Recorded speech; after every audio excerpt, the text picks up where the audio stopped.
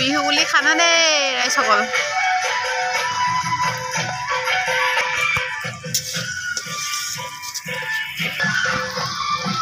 পাতি দিয়া গ'ল আৰু কেৰাহী এয়া মাংস দি দিয়া গৈছে আৰু দেই লগতে আলু।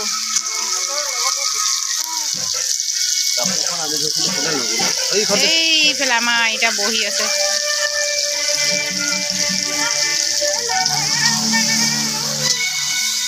ৰান্ধনি আমাৰ এইফালে জীয়েক। এইখিনি ধুনীয়াকৈ ভাজি লৈছে মছলা চছলা নিদিয়াকৈ। মছলাখিনি বাৰু এইফালে মিক্স কৰি থৈছে। অকণমান এইখিনি সিজাই লোৱাৰ পাছত দিব। আদা নহৰু পেষ্ট দি দিছে এতিয়া।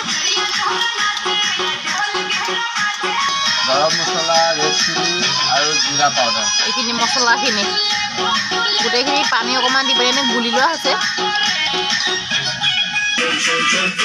এতিয়া এইখিনি আৰু পূৰা সিজিয়ে গৈছে। তাৰপিছতে মছলাখিনি দি দিয়া গ'ল এতিয়া আৰু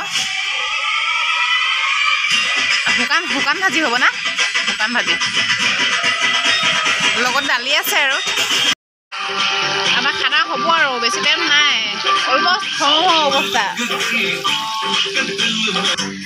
আমি বাহিৰত বনাইছোঁ আৰু খানা বুলি ক'লে বাহিৰত জুই জ্বলাই লৈ ধুনীয়াকৈ বনালে মানে অকণমান সোৱাদটো অলপ বেলেগ ধৰণৰ হয় আৰু ন, মানে খানা ফিলটো আহে আৰু সেইকাৰণে গোটেই বস্তু বাহানীয়াকৈ উলিয়াই লৈছোঁ বাহিৰতে ঢেঁকীশালতে আৰু ইয়াতে আৰু ধুনীয়াকৈ বনাই আছোঁ। এইফালে পোৱালিখিনি নাচি আছে পূৰা গান লগাই লৈ। পোৱালিখিনি খোৱা হৈ গৈ খাবলৈ আৰম্ভ কৰি দিছে আৰু এতিয়া